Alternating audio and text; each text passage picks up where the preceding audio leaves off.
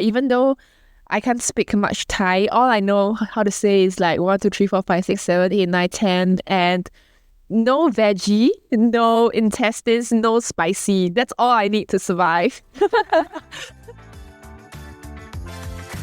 Hey Gooby, you're now listening to Buddy Time. On today's episode, we're flying from Singapore to talk about topics on academic internships abroad, featuring our guest speaker, Crystal Yong. Ready to turbocharge your day with us? Let's begin our voyage! Good day, listeners. How's everyone doing today? Welcome back to another episode of Buddy Time. Today, I would like to welcome another guest. In case you haven't already know that, at Buddy Time Goody, we have our internship program. We would open the opportunities for all university students, fresh graduates, or anyone who's about to graduate to join our internship program.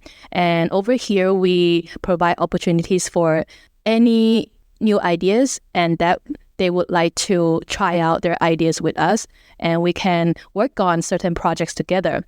In the past few months, we've been trying to also develop some kind of connections with universities and educational institutes overseas. And we're honored and lucky enough to develop this connection with SMU, which is Singapore Management University. And they have this overseas internship program that we're currently collaborating with. Through this internship program with SMU, we're able to receive a few applicants from SMU. Amongst a few applications, we're so lucky to have our first ever Singaporean interns with us here today. So we'll dive a little deeper into her overall experience with us later on. And now let's welcome Crystal Yong. Hi, everyone. So happy to be here. I'm Crystal. I'm a third-year marketing analytics student with Singapore Management University, and I'll be going into my fourth year once I'm done with this internship. So just some things about me. I'm a very outgoing person, so it's been very fun for me the last 1 month here in Thailand, meeting Sin, meeting Sony, and the rest of our Buddy Up team. They've been super welcoming, and it's been really, really enjoyable, and I've loved the time here venturing abroad. So some background about myself. So I've actually studied in Singapore my whole life, apart from the occasional yearly trips that I take with my family. Other than that, my whole life has been in Singapore all the way up to last year. So after COVID and being in Singapore for that 2 whole years, I really wanted to go and travel abroad. So at that time, my uni actually opened up exchange programs again. So I took a 5 months exchange to Amsterdam in the Netherlands. And then I spent 5 months there, and that was easily the best time of my life. So when I came back, I was like filled with a desire to go explore more. So here I am today at Buddy Up in Thailand doing my first ever internship abroad. Overall, I think I'm just someone who really enjoys traveling, meeting new people. I'm very talkative too, so I yap a lot. And I think that works perfectly here with all my fellow yappers. Yeah, so that's about me. I just want to welcome Crystal again to Buddy Up and to this podcast, Buddy Time. I think it's such a great pleasure to have you here. And I just want to let the listeners know as well that in our internship program here, we usually have a minimum requirement of 3 months. The reason for this is because we believe that education comes with time. You can't really learn things right off the bat in a month's time. From my own experiences, it's really hard to learn anything really deeply. More so, you just got to learn about each other and learn about how the business would flow, then the internship would be done. Therefore, that's why we have this limit of 3 months. However, with Crystal's case, our first ever international traveled candidate, we are really pleased to have her because during her interview process, we found that she is super outstanding and that she has the qualities of what Buddy Up is also looking for. That's why we also opened up this 1 month opportunity for her to come and travel to Thailand and also experience what it's like to work in an event industry business. Before we get into the details of how you got to the Netherlands and how you decided to do an internship with us here as well, Crystal, I want to ask what life is like in Singapore, because a lot of people will hear, especially students in Southeast Asia, Singapore really is known to be like the hub of all riches and all the most well-developed and also the place where education might be most, like the highest degree of education in Southeast Asia is in Singapore. Singapore has universities that's super well known and a lot of students want to apply there and it's really competitive. So what is it like growing up there as a Singaporean? That's an interesting question. I think that there's a lot to unpack when it comes to life in Singapore. There's a lot of different things to look at. Maybe I can start like in maybe chronological order when I'm like growing up. So Singapore's community is super small, and after a while you know like everyone. Like for example, at my age, maybe people who are in the same phase of life as me, if one day I meet a stranger, the chances that I'll have mutuals with him are like 100%. I'll definitely have some friends in common. So the community there is super small. Through my years of studying in Singapore, I would say that it can get quite stressful because I think Singapore's really known for education as well. Personally, for me, I had a pretty typical Singaporean education journey where I did like my primary school, my secondary school, or what some people know as middle school. And then I went on to junior college, which is the equivalent of high school, and then uni. So this would I would think is like the typical route that a Singaporean parent would want their child to go through. For me, I went to like a neighborhood secondary school. So it was fun. Like I met a lot of my best friends there and it was pretty chill. But when I went on to junior college, my junior college is actually one of the most renowned junior colleges in Singapore and almost everyone knows it. So it gets super competitive there. And back then I was even in a special class. So my classmates were all super smart, like future ministers level kind. Yeah, like super, super smart. So it became really very stressful for me back then because imagine going from like doing well in your middle school and then being placed into the high school where like everybody's so smart. Yeah, like at that moment I felt like, oh my God, I'm doing so badly. I'm at the bottom of my class and all. So basically those 2 years were like very, really tough for me in terms of like mental health and all because it feels like, you know, you're not really worth it. Like you're not doing well. And especially back then in my second year, that was when COVID hit. So it was even worse because like I mentioned earlier, I'm such an outgoing person. I feel like personally, I thrive off people's energy. Like I feel fulfilled and happy at the end of the day when I hang out with people. So for me, during that period of time, being away from people, being stuck at home by myself and like being stressed over studies, especially because back then, due to COVID, we ended our club activities early. Like we had to step down early and start studying early. So it really became just a whole year of studying. And at the end of it, I would say that my mental health was so bad. And I think that that's something that's not talked about enough in Singapore because I think in Singapore we have like Asian societies, right? Like we don't really talk about things that have like a stigma to it. And I think mental health is a big part of it, especially like at that age group. I know of so many other people like right now, when I reach out to people and talk to them, I've learned about so many other people who within that age group, like maybe like say, so within the age group of 17 to 24, I know of so many of them who also struggle with mental health issues because that environment in Singapore is just so stressful. It's like kind of like a rat race really, where you just kind of keep stacking up things. So like after junior college, there's uni too, right? So I think that culture is still very prevalent in uni. Personally, for me, it kind of got better because I feel that those years in high school were like my most stressful years already. And then uni just for me got better because I had more control over my own schedule. I had more of a choice in what I wanted to study or didn't want to study.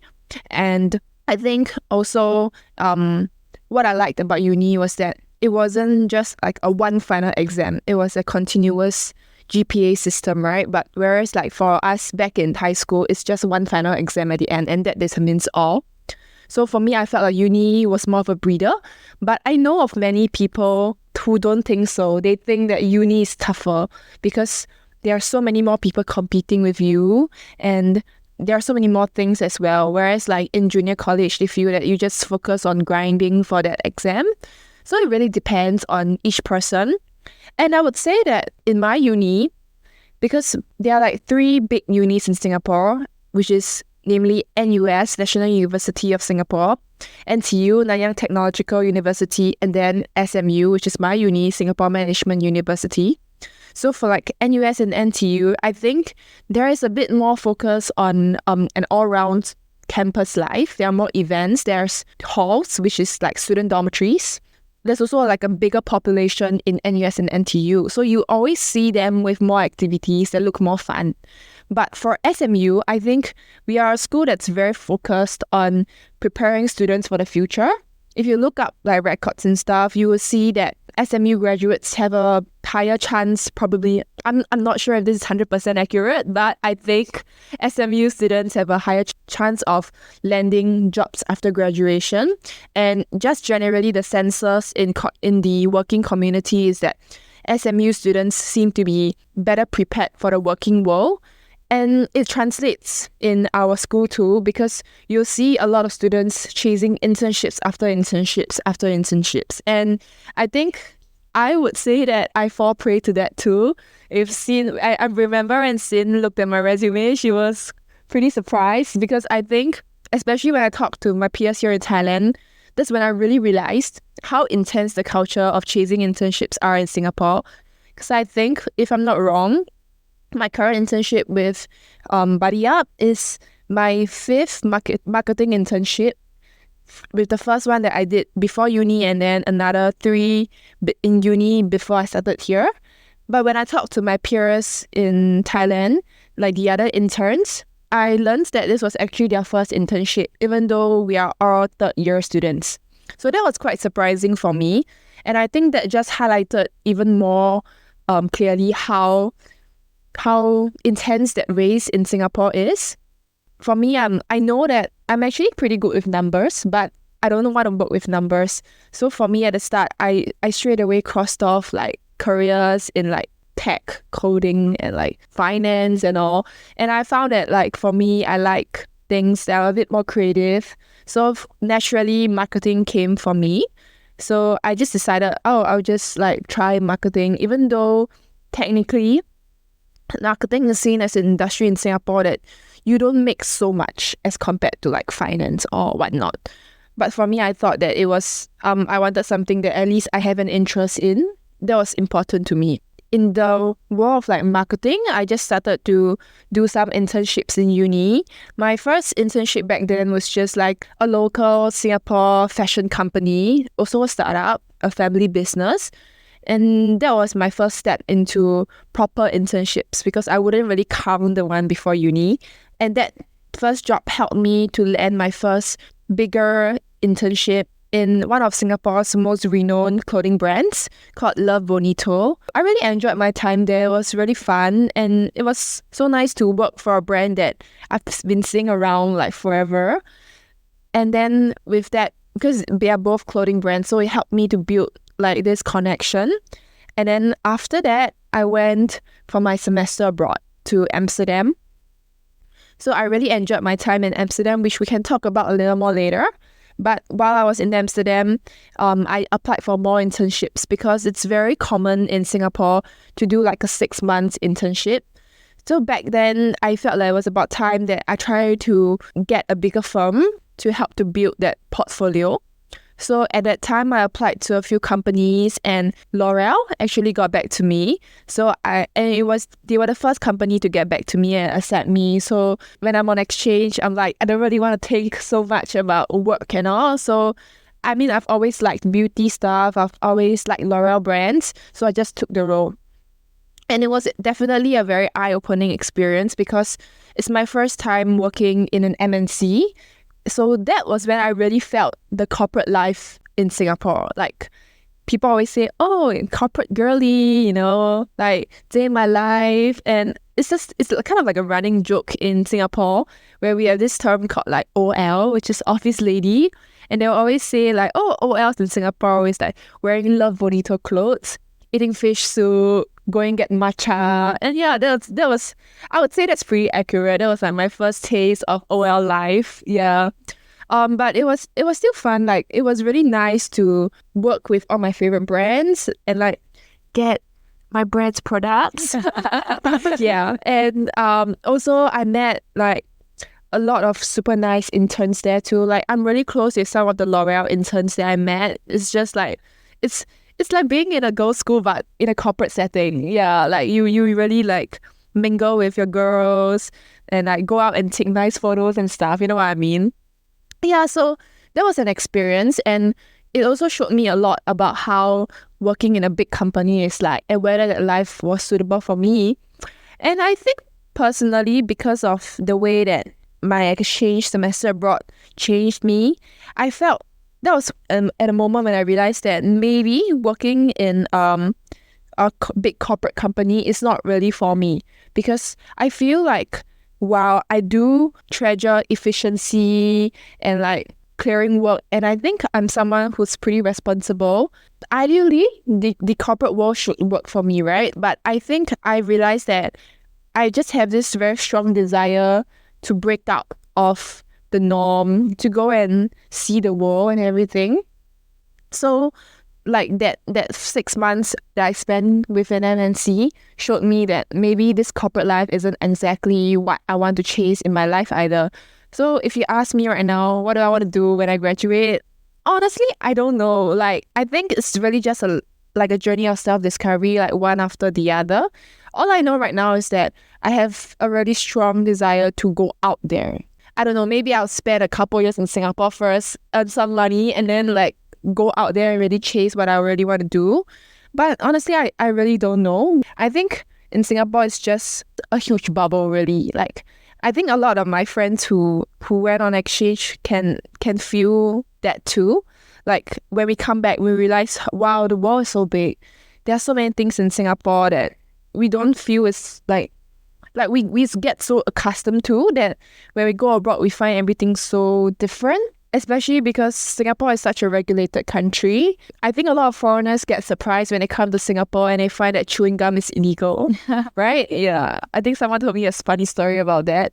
It's just very, very enriching, and I'm also very thankful for the experiences and opportunities that I have to go abroad, because I feel like that really teaches me to see how much more there is in the world out there.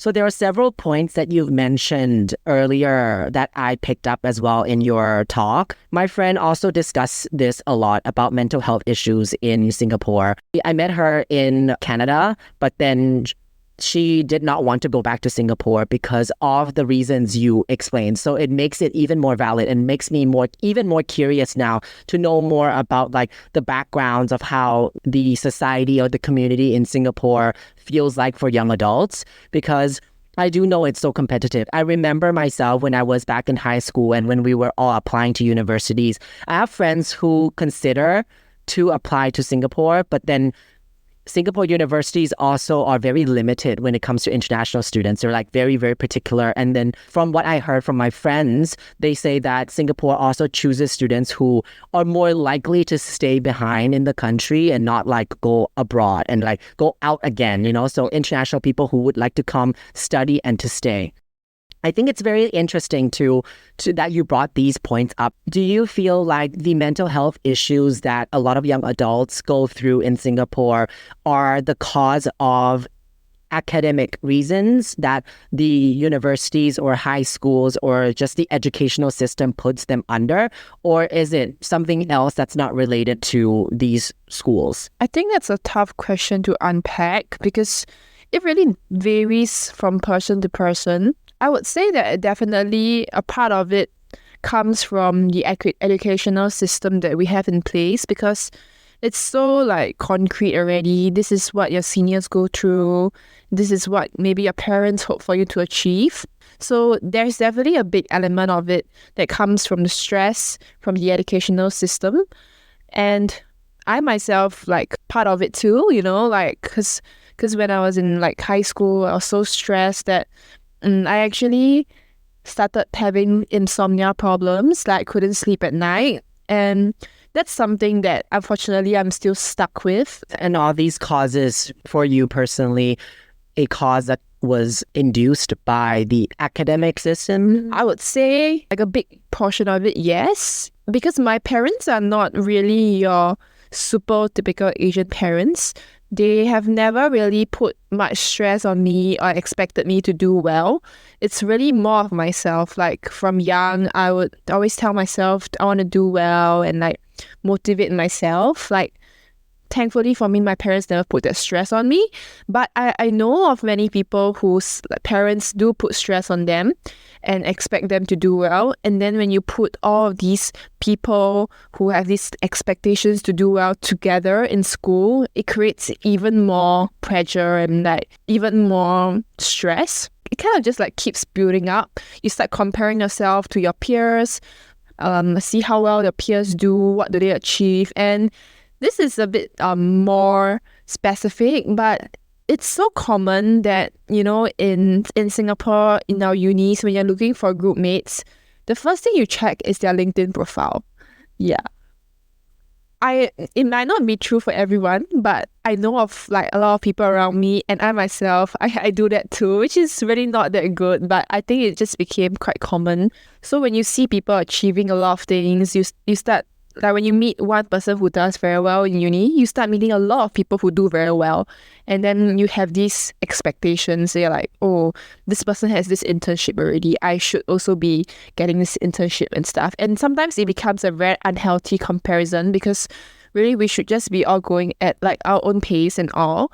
So I would say that yes, definitely a big portion of it comes from the societal expectations and educational system. I think that one of the reasons why I also am interested and ask this question is because my impression of Singapore has always been like high achievers. Like everybody needs to achieve high, or else where are they going to go? The country is so small and so much competition just within the country.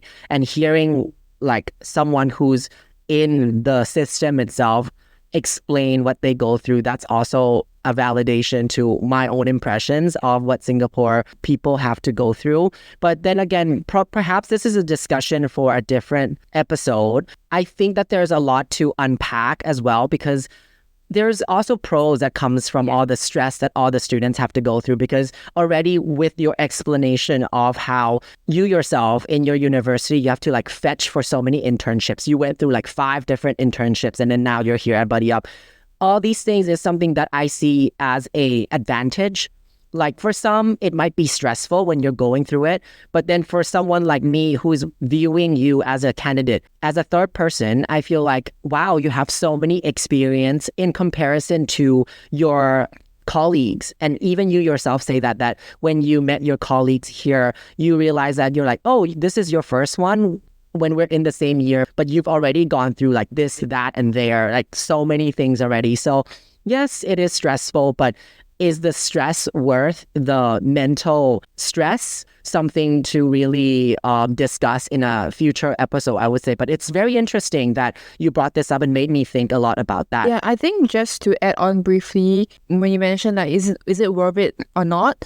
First, I would say that definitely, I think our government is pretty good at like nurturing talents. Yeah, we do have a lot of people who are very successful, and definitely, like you said, it's very important for our country, for the economy and all. But at the same time, I feel like, is the nurturing like worth it to have that individual go through their own mental stress. This is something that I think because we don't know what a person goes through, even though they can be successful, but behind doors, how much is it that they've suffered themselves internally to go through that? That is something that is interesting, I think, to think about. From my own perspective, I guess it really depends on that person. Because for me, I think I've just also always had that mentality of having to do well, having to achieve things. After that, when I went on my semester abroad, I'm very happy to say that like my mental health has become so much better compared to then. Even though, I don't know, maybe when I go back to school and go back to work, it might be a different story. But I think it's also about how people, like, you discover after a while, like, what is it that you really want in your life?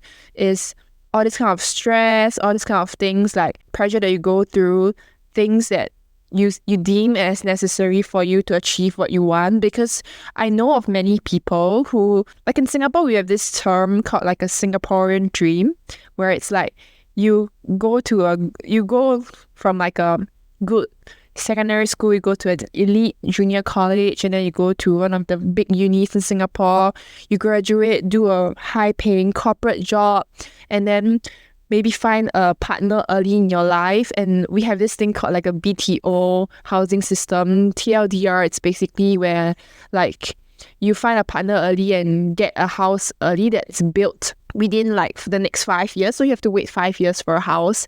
And you a lot of people want that because there's a lot of grants that come with it. But with that pressure that comes is that you have to find a partner early in your life. So like part of the Singaporean dream is like you get a partner early, you get a BTO house, and then you progress in your career, and then maybe when you're like 30, early 30s, you have kids, and then you send your kids to those good schools, and then it just repeats. So I know of people, for them it's just like, okay, I'm set. This is the path that I'm going to take, like the Singaporean dream. So I guess if that's what you find fulfillment out of, if you feel happy, like bringing your kids up, seeing your kids in a good environment, having enough and more than enough to provide for your own family to have a very comfortable life, then maybe it's worth it for you. Like maybe for you, in fact, the stress wasn't that much, because I guess it really depends on how people cope with stress, since everyone copes differently. The good thing is I think it's becoming more and more of a norm to talk about mental health in Singapore, to advocate for it. And even I think the schools, like I'm not sure about the other schools, but I know for SMU, they are trying to roll out more initiatives to help people with mental health and advocate more for it. And I don't know if it's working, but at least I see that there's an effort, which I do appreciate. And I really like that it's talked about more these days. So I think it's slowly becoming better. Like talking about going to therapy or seeing a therapist becomes a lot more normal these days. My friends can bring it up to me as if it's just like a normal conversation, which I think it shows some form of progress. And maybe in the longer run, if these resources and these help and conversation become more known, more widely talked about, then I think we can go pretty well, like do pretty well in the future. So I really think it does go by a case-to-case basis.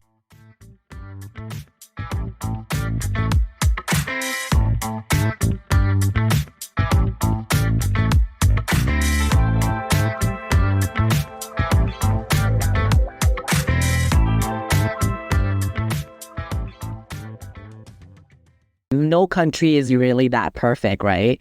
And I'm so glad that there are initiatives that's starting to roll out, at least to make a change to things and make things better for those that may be suffering and going through all of that. And also it's so interesting to hear about the Singaporean dream. I feel like it is something that comes straight out of a movie, like that is that sounds like what a perfect life would sound like. It's just no problems. You just go through this, you get money, you get family, you get everything, and then you die, right?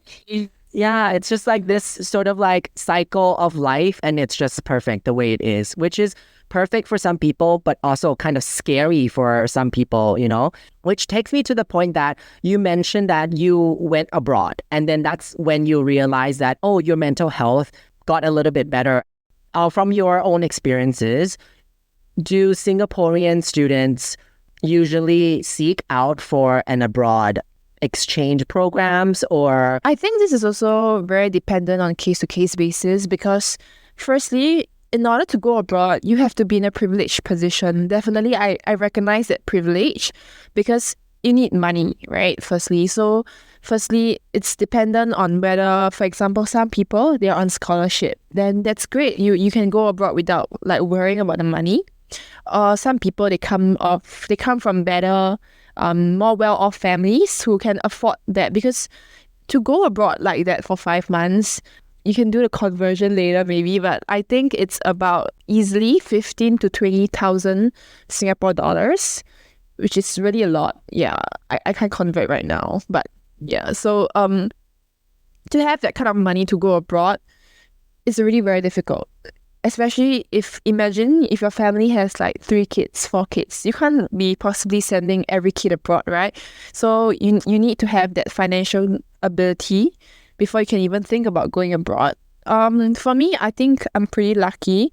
My parents are doing decently, pretty well, and they have savings. So going abroad was a possibility for us. But for me as well, I don't like the idea of taking so much money from my parents and all. Like they gave me like a good maybe 70% of the amount that I needed to go abroad. But I always knew that if I could, I want to sort of pay them back in some way. And for me, I wasn't on a scholarship for the bulk of my uni experience, but in my last year, my upcoming year, I did apply for some scholarships and I was lucky enough to get one. So it feels good for me that using that scholarship money, I can pay them back for that experience that I had abroad. So going back to that, I think one thing people would think about is money. And because everyone has such different paths, like even in just like, for example, uni, right? We're not even talking about people who don't go to uni. We're just talking about uni. Like amongst the friends that I have in uni, I have some people who, okay, they have money, they have a dream, the abroad life looks very fun, it's just for 5 to 6 months, and they want to explore the world. Definitely, if they can afford it, they'll want to go for it, right? But then I also have friends who, on the other hand, they are paying off their own school fees, and it's a lot. It's actually a lot, and they need to do part-time jobs and stuff. And from that, they definitely don't have the money and ability to go abroad. And I also have friends who are already starting their family in that sense. Like, remember earlier on I mentioned like this whole BTO thing? I actually have a friend that I met in my second year who's been with his like long-term girlfriend. So for him, it's like the Singaporean dream. Like they've already have a house on the way. And even in the second year of uni, he's already thinking about how to pay off that house. And housing in Singapore is really pretty expensive. Yeah. So for him, for example, an exchange program is kind of out of the question because he needs that money for his house in the future. So I wouldn't say that it's supposedly like the norm for people to go abroad. It's really for the privileged, I would say, in Singapore. And I guess for me, it's like quite common in the program that I do in my uni. Like amongst my friends, most of us do end up going abroad because I guess when the fact that you're in uni in Singapore already shows that you're in a privileged position, because there are still many people who don't do uni and stuff in Singapore. So it really depends. Like even within uni, we have people who do get the chance to go abroad, but there are other people who just don't have the ability and the capability, as well as I guess some people who just prefer to stay in Singapore. They're just scared of going so far away from family. I mean, besides Europe, SMU also has like destinations within Asia. So I also know people who do their exchange programs in Taiwan, Korea, somewhere closer to home, and somewhere like where the culture is more similar. Yeah, so it really depends. In fact, I had a friend who did 7 months in Thailand. Yeah, and I would say that friend and another friend of mine who did 3 months in Thailand, they some of them did like an internship / exchange thing where they went to school in Chula. Yeah, so I think like their experience also is partially why I'm here. Like I hear them about their stories in Thailand and I'm like, okay, interesting, maybe I should try. So it really depends. Like maybe sometimes if you don't have that much of a budget, maybe you can opt for a country that's like nearer and lower cost of living. So yeah, but I would say that maybe amongst the peers in SMU, maybe like 50% of them do want to go abroad or do manage to go abroad. But I think it's like half and half. On my side, I really want to also shout out to SMU and Sumei and Kunbes as well, because the whole internship program, like you said just now, SMU seems to be the university that prepares more for your future career path, right? And I do feel that, I do agree, SMU is really trying to prep the students to land a good career, because the way that your school's career department is working for your case while you're applying for our internship in Thailand. The process is very professional. Every document is handled really well. That as a company, all we have to focus is how can we provide these internship opportunities for the students from this university. So yeah, a shout out and really thank you for SMU's interest and opportunity to collaborate with our company as well. So I remember when you apply for our company, normally our company, we only accept like minimum 3 months. And one of the questions that I asked you during your interview was that why did you choose to try out a 1 month internship in a country that you've never had experience working before, and in a country that I would say, in my opinion, quite opposite to Singapore, and even a very different country comparing to Amsterdam or anywhere else you've traveled before. Looking at your resume is really outstanding, right? Like all the good brands, L'Oreal, you have all the, corporate experience prior to working in our company.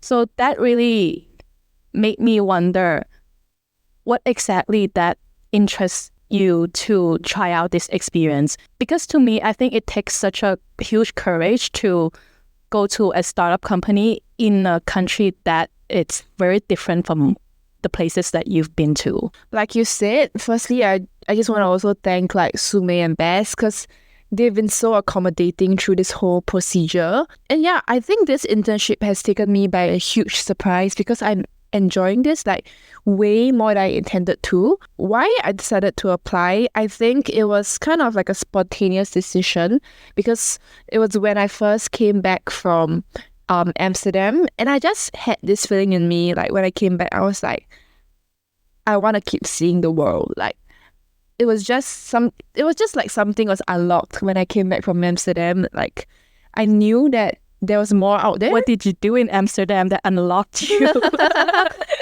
Back then, I just suddenly recalled that one of my seniors told me that she did an internship for 1.5 months in one of the Southeast Asian states. And then I just asked her about what the program was. So after that, I just went on to that portal and tried my luck. Like I applied to a few companies, like I think 4 or 5. And most of them were also like in Thailand or like Vietnam or Indonesia, because this program that my school offers is called ASEAN Internship Program. So it's really just the ASEAN states. And I just applied to roles that had some form of interest to me. So most of them were about marketing. From all the companies that I applied to, most of them rejected me off the bat because, like what you mentioned, they only look for 3 months interns. And for me, back then when I came back, my L'Oreal internship was 6 months long, which means that I would only be free earliest in July, and school starts in August, which means that I only have 1 month. But I always have this belief that if you want something, just try. Like there's really no harm trying. All it takes is maybe 1 hour for me to tidy up my resume and send out some emails. So I gave it that shot, and surprisingly, a company, aka Buddy Up, like got back to me and were like, "We are interested in your resume. Like, let's have an interview." So here I am now. So during my interview with Sin, it was very fun. Like it was very chill. Like I would say that was the most easygoing interview that I've had. Uncorporate interview. Sin, I think you're too easy on that. But I really like the culture. Like prior to that interview, I actually didn't know a lot about Buddy Up. Like I just thought, events company. Wait a minute, is this a confession? No, but But don't worry, like I went after Sin got back to me on the email, I did my research. Okay. Yeah. But when I was applying, I didn't know a lot about Buddy Up because I just applied for a few that sounded interesting. So when Sin had that interview with me, she shared a bit more about what you do. And like I think to begin with, when you're a new person hearing about Buddy Up, you get very confused. You're like, what is this? An events company? Do they do events? Do they host events? A space rental? You know, there's so many things that are going on. So I was also a bit confused back then, and Sin kindly explained it to me. But what I liked most about that interaction with Sin was like how genuine she was. Like she was very open and she was very welcoming and like very, very like accepting, I would say. Like right off the bat, when I remember when Sin asked me like, why are you interested in our company? The one thing, no, there were like two main things that I told her. One was that I wanted this experience to work abroad because after I came back from Amsterdam, I started having thoughts about maybe in my future life, I want to work abroad. But because I think like doing my exchange in Amsterdam and actually working abroad is probably very different. So I really wanted this opportunity to see how I would thrive or survive in a foreign environment. So that was one big part of it. And then number two was that I liked how genuine the people felt here. Like how when I talked to Sin, I could feel that this environment is a space, it's really a safe space for you to try, for you to voice out your ideas, have that autonomy to work on things that you believe in. So I really liked that vibe that I got.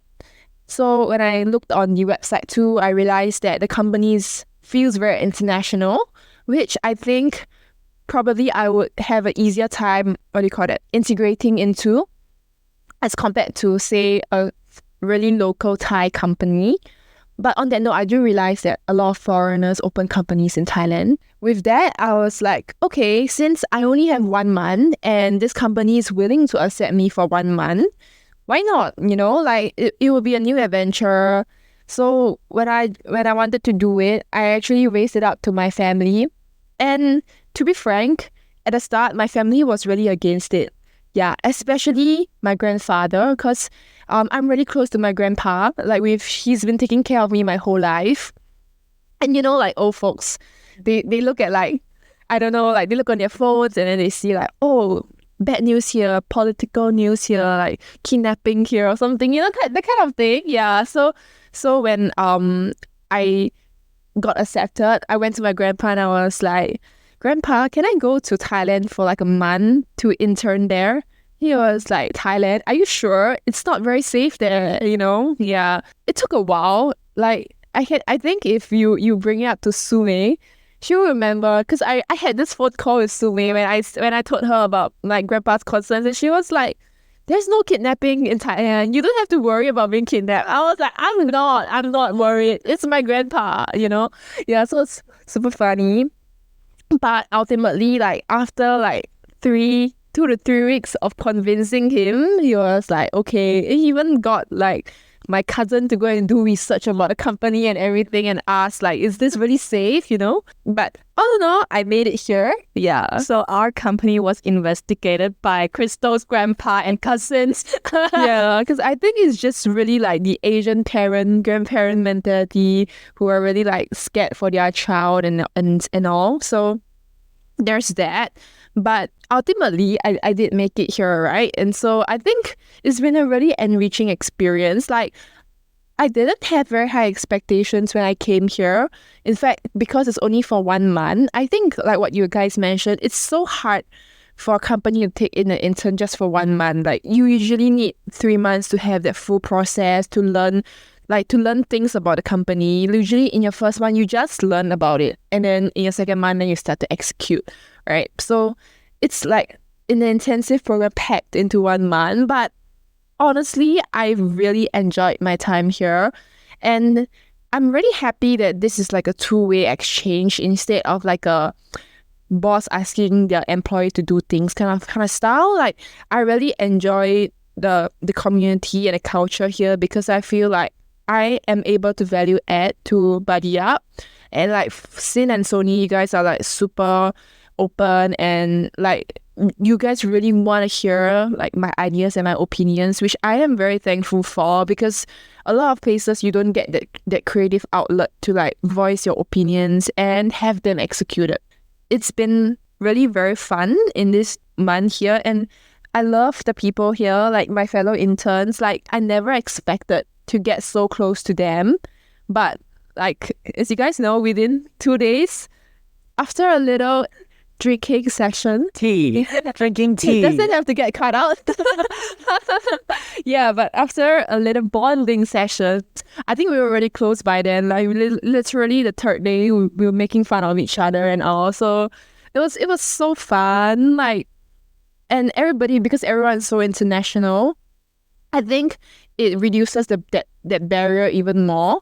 Like I've spoken to some of the other SMU interns who intern in Thailand too, and the things that I hear are so different. Like some of them, they feel that their bosses are really have given them a lot of workload to the point that they can't cope with it, or like there's a lot of high expectations on them. Not saying that you guys don't have high expectations of me, but it's different. Like for them, it's really just work, and like the employers are just more serious, like, and like just looking at the work. They don't really look at you as like a friend or like someone, like a family, you know. But I think here what I really appreciate is that like family vibe.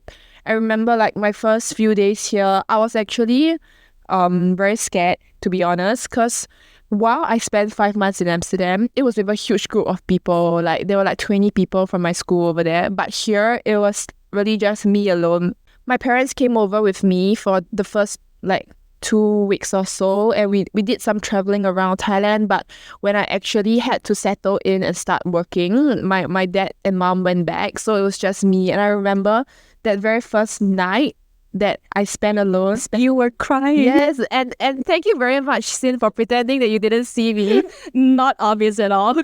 No, but because like I think I was just a little overwhelmed back then. Like first night alone in Thailand. Like even though the whole day I came to office and it was like fun, everybody was nice. I think as it got a bit like later, and I started thinking about, cause one thing I really hate is going home to an empty house for me. Like I tell my friends that I have this habit: when I leave the house, I'll leave one light on. So when I come home, it feels like somebody's at home. You know what I mean? Yeah. So that very first night when I had to go home, because I remember we did movie night, right? Yeah, and like it was like a horror movie. Yeah.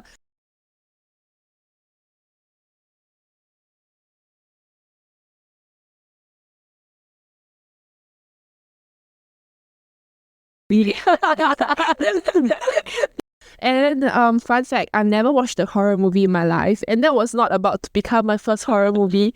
So yeah, I was just like, It was so well in the beginning, and then it all went wrong at night, and you're like, oh no, what's happening? I was just so overwhelmed that I was like, okay, I'm gonna step out for a bit and like catch up with myself, you know, because like the whole day I've been around people, and you can't just like feel your emotions when you're with people. So I just stepped out for a bit and tried to like feel a bit more at ease, because I was feeling a bit nervous about going home but to a house that I was living alone by myself. I think I spent like maybe like 30-40 minutes out there, and then Sin, and like I don't remember whether Sony came out or not, but like I remember Sin coming out to get delivery, and I was like, oh, why is she coming out? You know, like because I think to a lot of people, they see me as this like very independent girl, like who's responsible and has all her things in control, and that's what I like to be, and that's I think what I usually am. But you know, when you're in a new foreign environment, it can get very overwhelming at first, which is something that I'm sure a lot of other people struggle with as well. But the good thing is that I think I get over that phase pretty fast. So by like my third day in Thailand, which was the second day of work here, I think like that night when I bonded with my colleagues and other interns, I really felt like, oh, I can have a community here. And it was so nice after that day. Like I went home the next day and I woke up, I was like, oh, that was a fun night, you know. And I think that was when I really started to feel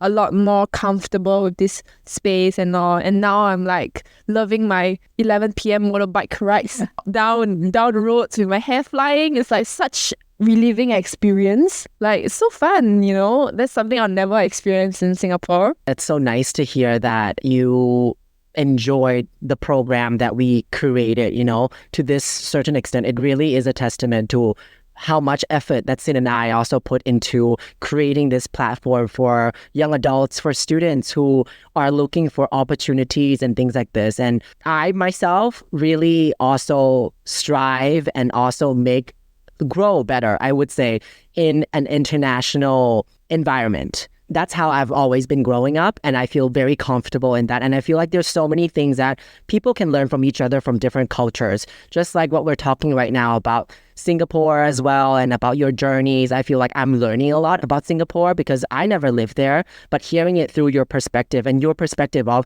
how you're living in Thailand now really does teach me a lot of things. And that's what we really believe in the program as well.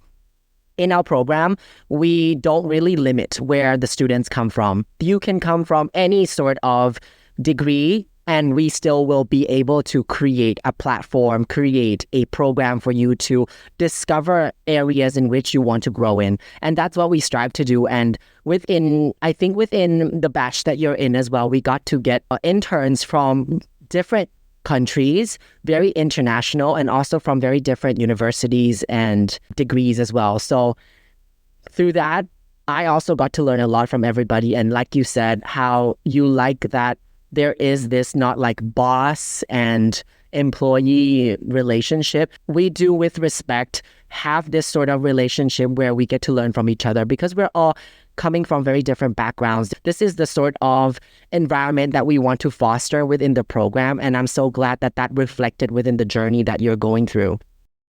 I'm wondering, throughout your whole process as an intern and also just traveling to Thailand during this period of time as well, what were some of your biggest challenges that you went through? To be very honest, I don't think I had that many challenges because the people here just made it so like amazing. Like literally, Sin and Sony, you guys, like my first week. You gave us too much compliments. Thank you.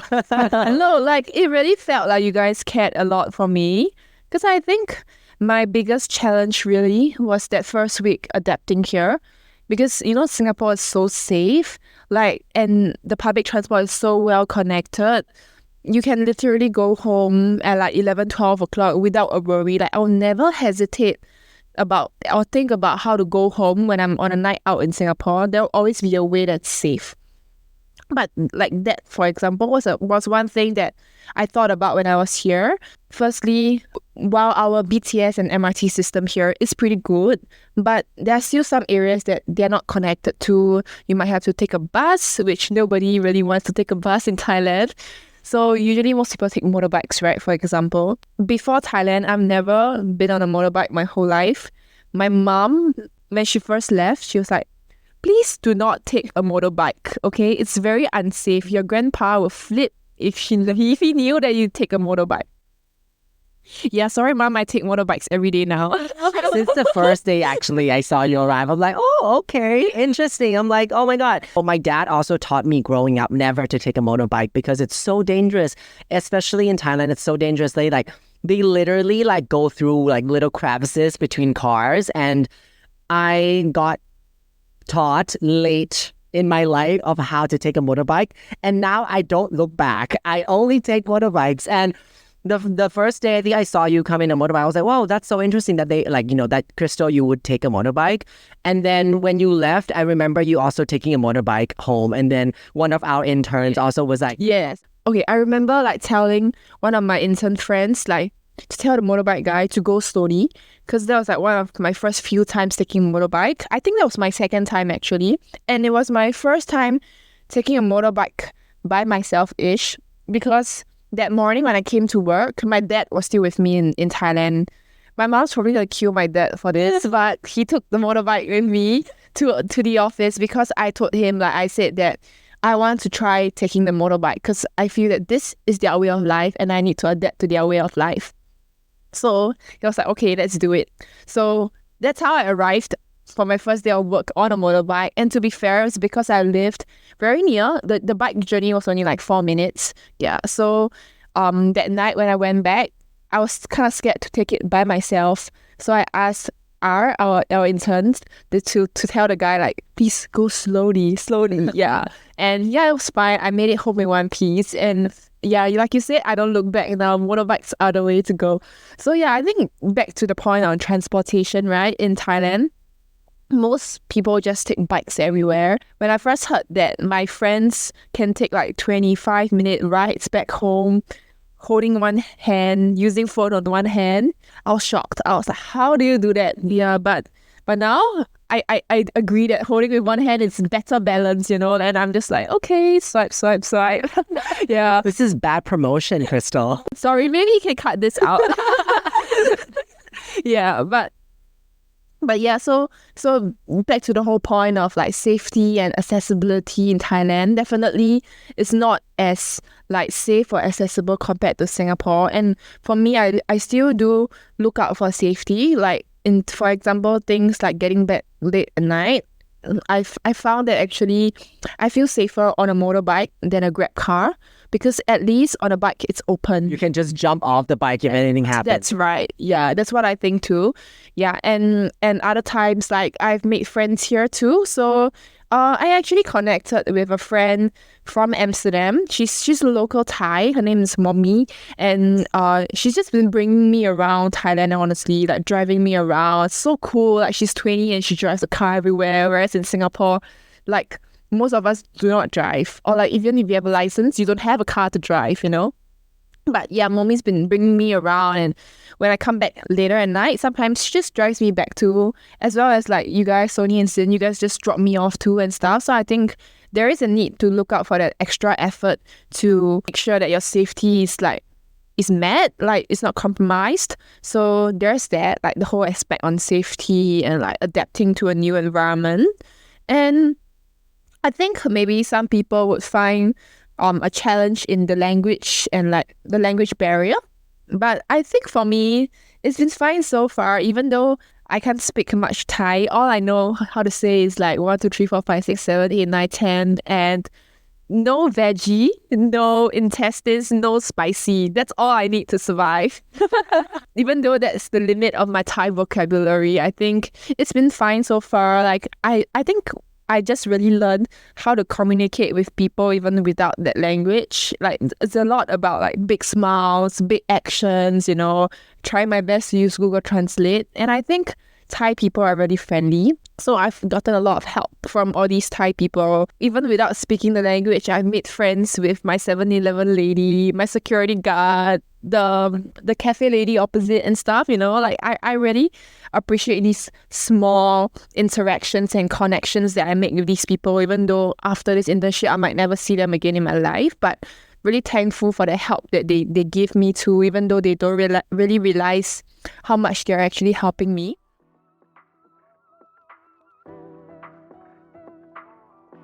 Hey Kubi, ready for an internship that's more than just work? At Buddy Up, our program brings together creative minds from around the world. Blending cultures and ideas, we offer 3 batches each year, fall, spring, and summer, each lasting about 3 months or longer. No specific requirements, just a great attitude and a hunger to learn. If you're excited to make memories and gain real-world experiences, come join us and let's create something amazing together. Visit our website for more information. Now back to our discussion.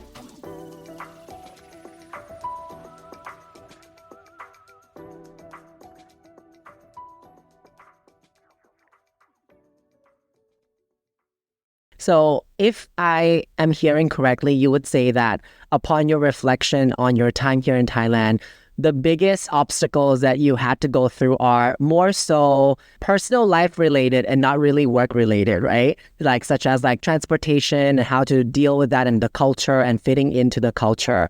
And hearing that, I feel like it is also very accurate to the 1 month that I got to know you, because I do believe, and I really think this, that the other companies that did not respond to you or rejected you, they really missed out on such an amazing individual who's so talented and so well versed in what she does in the company. I think our only regret, or at least my own regret, is that we don't have more time with you to discover your growth and what else you can do or what else you'd like to explore.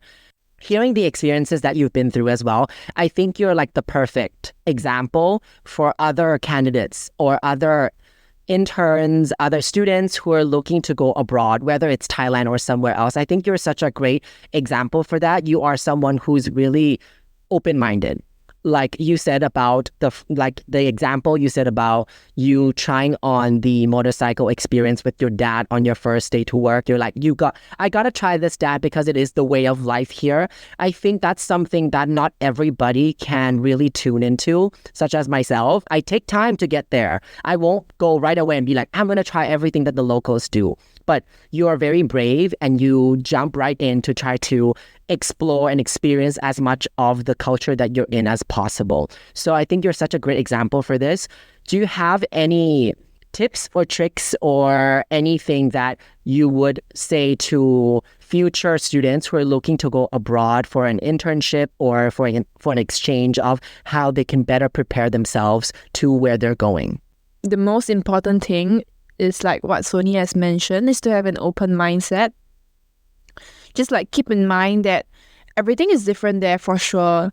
You're gonna struggle at first. I think one thing that I really related to at the start, my first week here, I saw when I was scrolling TikTok and I saw like, oh, here's to the ones who book a single way ticket, or here's to the ones that go abroad and leave their family behind.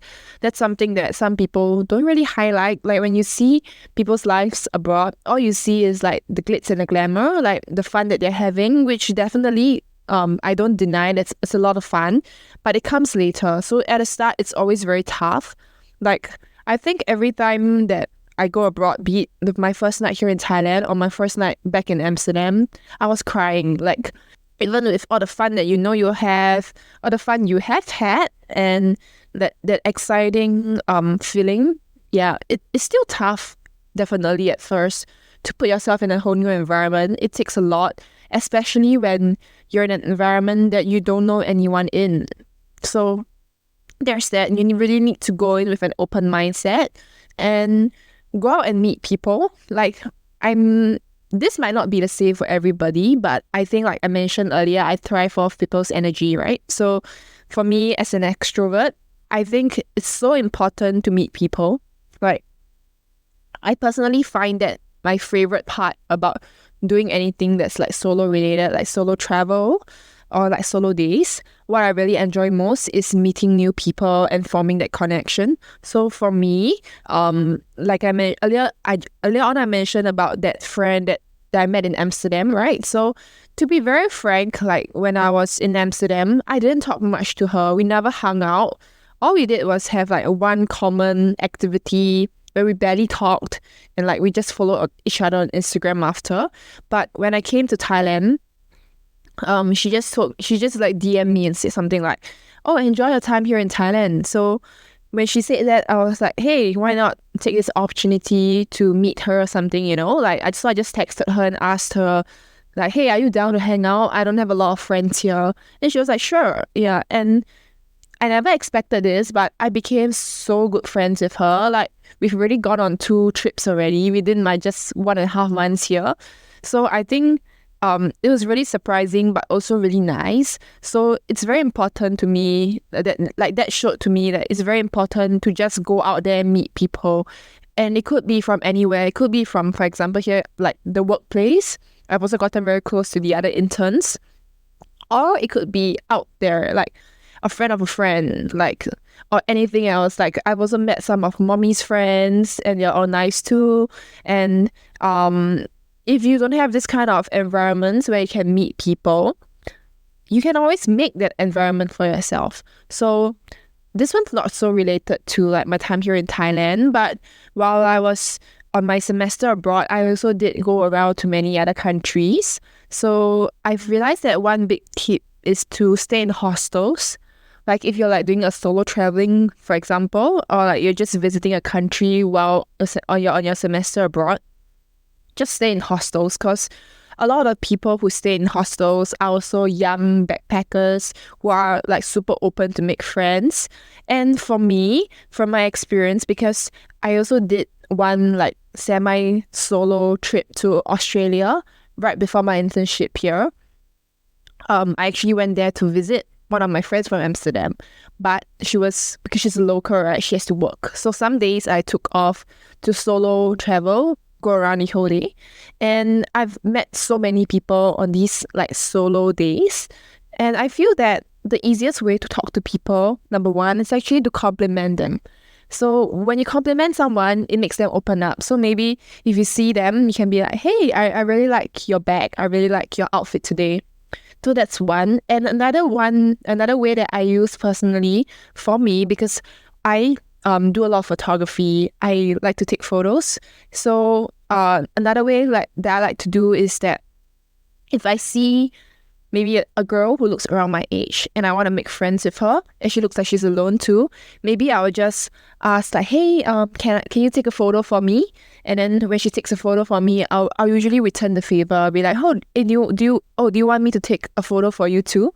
So usually that kind of opens it up. And then when you take photos for them, you can form some form of connection. That's actually an exact example of what I did when I was in Australia. I made friends with these two Chinese girls from China who were studying in Melbourne at that time. And they were so nice, like, you know, they were so supportive and they were taking photos for me. They were like hyping me up and all. Like in Chinese, they'll be like, wow, 超火, you know, that kind of thing, you know, like, wow, 好像仙女啊, that kind of stuff, you know? Yeah, so it was like so nice, especially receiving that kind of energy from a stranger. I think you can translate that. So it basically means like something like, wow, super cool, like you look like a fairy, like a goddess. Yeah, so it's like so nice, like this human connection. So these are some things that like I like to do. And because my camera takes pretty good photos, because I own a Fujifilm camera that comes with film simulation, so the color comes out like very bright, very vibrant, like almost like edited already. So I'll usually like to offer, like, do you want some photos? I can take some for you, and you just give me your Insta, your WeChat, in the case, like, and I can send them to you later. So I think that's something that strangers appreciate also. Like, this is not the first time I did something like that. Back when I was in Amsterdam, I did a trip with my friend to Lisbon. And on that trip in Lisbon, we stayed in a hostel. We made some friends. We went on some day trips where we met some strangers. I remember meeting a very lovely couple there who took photos for me and my friend. And in return, I offered to take some photos for them. And that lady was so in love with the photos that until now, it's her Insta profile picture, you know? Yeah, like, so nice. Like, I feel like validated, you know? Yeah. But that's just an example of like the kind of connections that you can make. So I think it's really very fun once you open yourself out and put yourself out there. So yeah, I think those would probably be my greatest tips. Like, just stay open and like don't be afraid to make that first step to meet people. And of course, these are like more about like fitting in kind of tips. But like as for like living alone or like putting yourself in a foreign environment, I think it takes a lot, because everyone has a different style to adapt to a new environment. So it's just up to you to find your own pace. Like, don't feel pressured to have to quickly settle in. Just take it slowly. And on this note, it's very important, I think, to still connect with people back home. So like make your video calls. Like, I mean, in my first week in Thailand, my grandpa requested me to call him every day. Like, and I was like to say something like, oh, it's a lot. Can I just call you like once every 2 to 3 days? Like, you know? But he's like, no, if you can, just call me for like 5 minutes, you know? So I think it was very nice to still see like my family and all, like, and like my friends. Sometimes I think even if it's just a random text, because I recall that first night when I was sitting out there, one of my friends was actually coming to Thailand for a trip like the week after. And then I was just texting my friend to schedule stuff. And at that moment, when I was feeling very overwhelmed, I just said whatever I was feeling at the moment. Just something like, I'm so happy that you're coming next week. Like, it's so nice to to have people come visit and all, because I'm feeling a little overwhelmed right now. And I think that support from my friend, even though it was very brief, my friend probably just said something like, hey, don't worry, like I'll be there super soon, you know? Like it's so nice just to have that kind of support from the system that you know you have in place back at home.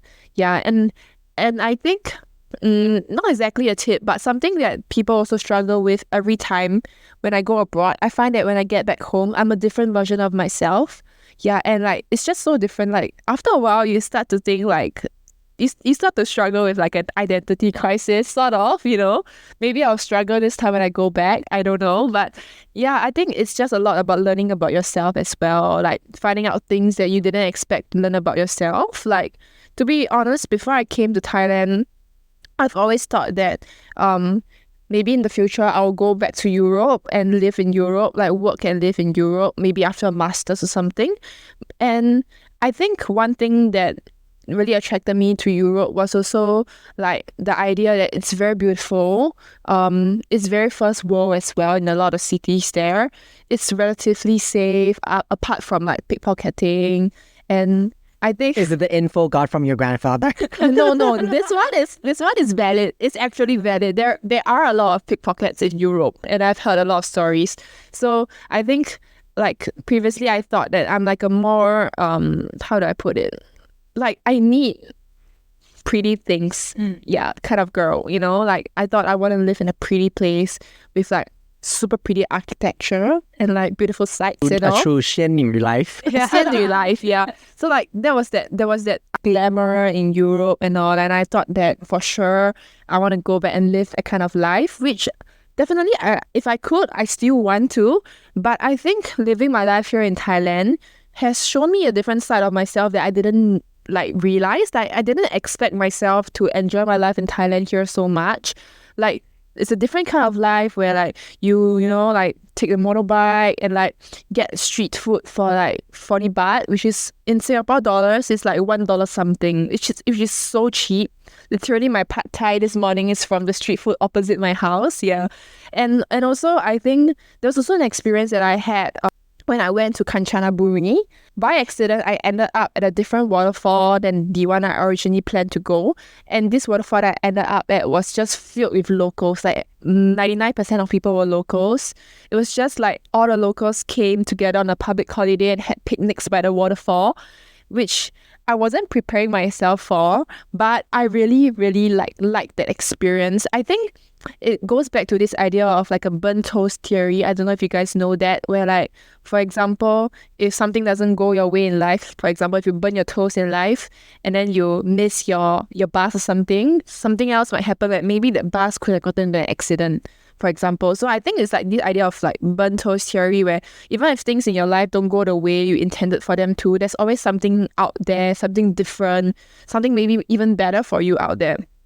So like that experience in like that local waterfall was very fun. It was something that I really enjoyed, just chilling, playing with the kids, like fighting with the kids there, you know, like yeah. So I think this was a part of myself that I never thought that I would really grow to like being in this like chill environments, like laid back environment where like you have like this very, very simple joys in life, like cheap food, hanging out by the local nature sites, and like even like what motorbike rides and all. So I think I didn't see myself living in a country like Thailand and enjoying that life, but here I am, I'm really enjoying it. So I think this showed me like a different side of myself too, that even maybe it's not about the place that I go to, it's really about the community I make in different places and what I get out of it, like how I immerse myself into the different cultures and the different experiences. So it's really not just about the location, it's about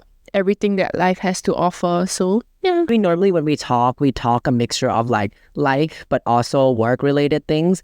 But now just having the privilege to just sit down and hear you talk and hear you yap. You're such a natural storyteller.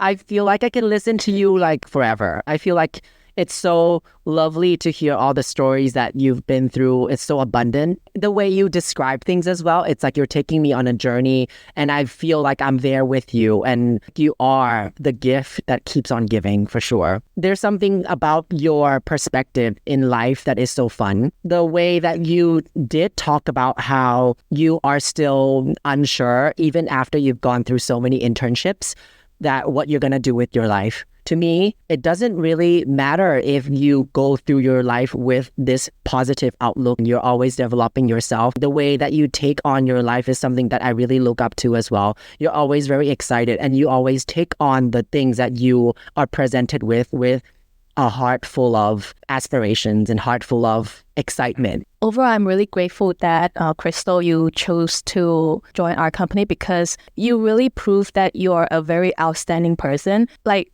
I know all the companies, including our companies, we've been thinking that 1 month is really short, but your time over here in this 1 month, in just a 1 month time, you're able to really help execute a project that we've been wanting to execute for such a long time. And you are really able to add your value to our company and really contribute to the growth of our company. So I think in a way that also make me realize that sometimes, yes, timeline, a period of time, is an important factor for us to consider doing certain project or evaluating certain project. But there could also be other potentials or possibilities that if we're able to, utilize a person's talent at an appropriate way, the outcome can come faster.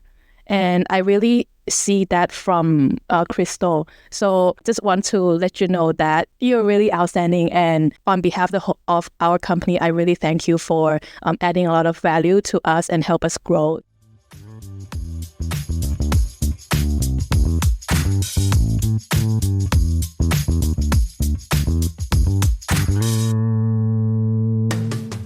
In my career life, I've met so many people, and it's also because my interest in learning about different people, hearing stories from, different individuals really inspire me a lot and make me reflect on so many things. And hearing Crystal's story, everything you've shared today really gives me so many more perspectives on not just who you are, and also on the people around you, people around us, the communities that we're in, the whole environment that we were put into. We become who we are today because all of these external factors, plus the internal process that we are going through. It's just like when we were talking about, the whole stress that was given by the external factors just now. To me, when you guys were sharing this story, it reminded me of, but isn't that how a diamond was formed? Because diamond has to go through certain pressure in order to become a diamond.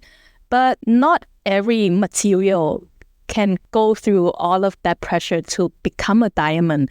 And that's the part that we have to find balance in life.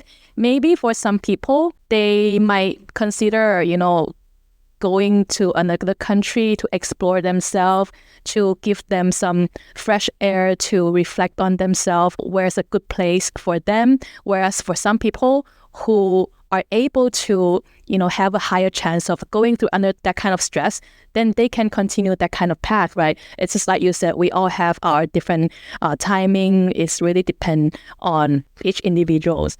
So back to Crystal, your 1 month time here really showed that your prior experiences really mold you in such an outstanding person. The fact that you're able to help our company execute this plan that we were working on, and we're already on the process of creating something long-term. I think for any business, we would really love to have a valuable person who's able to really contribute to the company in this way. It's not just about, we have ideas and then we just talk about it, but then we're unable to execute it.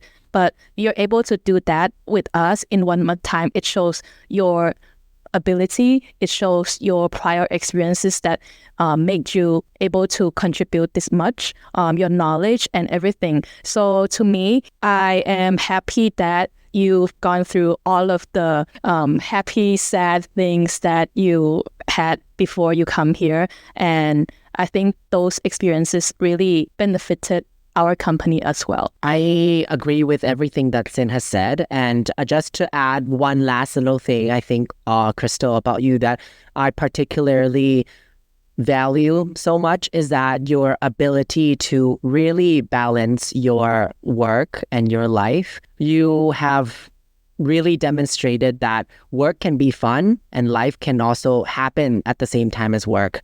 And for all the listeners out there who are wondering what it is that Sony's speaking about, feel free to follow Crystal on her TikTok journeys.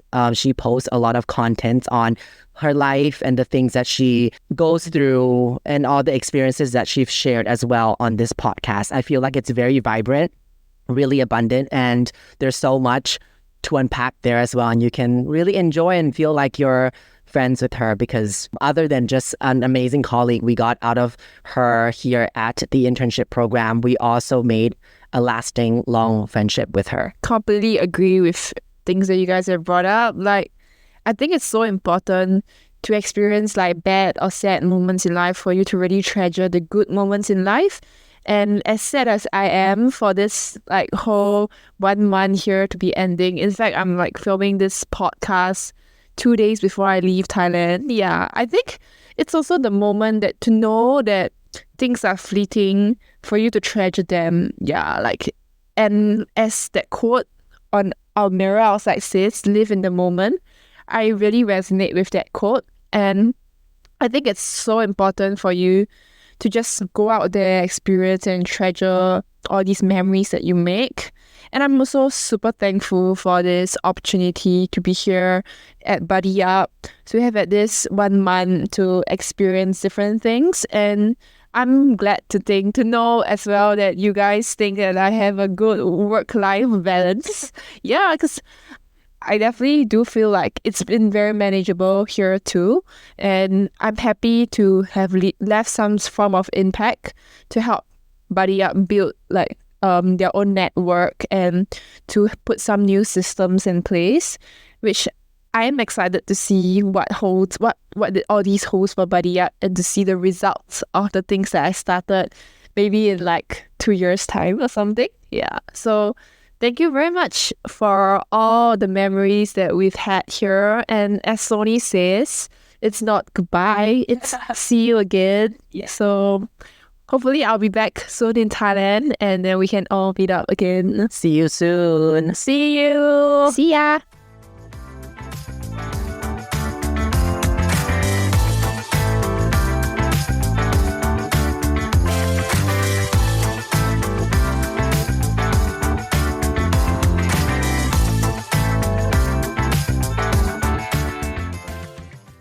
Today's chat with Crystal was a blend of fun and sentimentality, reflecting on the wonderful time we've had together. We've bonded so closely that we're more than just colleagues, and we'll all miss the moments we've shared. We hope today's conversation inspires you to explore and grow in your own life too. Until our next episode, follow us on Instagram at MeGoodieTH for the latest updates, events, and our internship program. Thanks for tuning into Buddy Time today, and we'll see you soon.